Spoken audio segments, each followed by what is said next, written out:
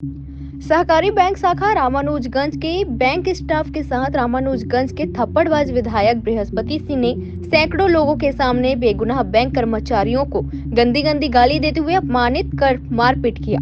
उसी के विरोध में बलरामपुर जिले के भाजपा युवा मोर्चा के अध्यक्ष कमलेश कुमार के नेतृत्व में और मंडल वाड्रफनगर के भाजपा युवा मोर्चा के मंडल अध्यक्ष मुकेश जायसवाल दिशा निर्देश में मंडल वाड्रफनगर के मुख्य चौक पर थप्पड़बाज गालीबाज विधायक बृहस्पति सिंह का विरोध प्रदर्शन करते हुए पुतला दहन किया गया। इसी बीच भाजपा युवा मोर्चा के समस्त कार्यकर्ताओं द्वारा विधायक के खिलाफ नारेबाजी करते हुए और मौजूदा कांग्रेस सरकार के खिलाफ नारेबाजी करते हुए विरोध प्रदर्शन करते हुए पुतला दहन किया गया। निर्दोष कर्मचारियों पर हुए अत्याचार के विरोध में भाजयुमो जिला अध्यक्ष कमलेश मार्को के आह्वान पर बलरामपुर जिले के समस्त 11 मंडलों में पुतला दहन कार्यक्रम हुआ। बलरामपुर से आनंद चौरसिया की रिपोर्ट।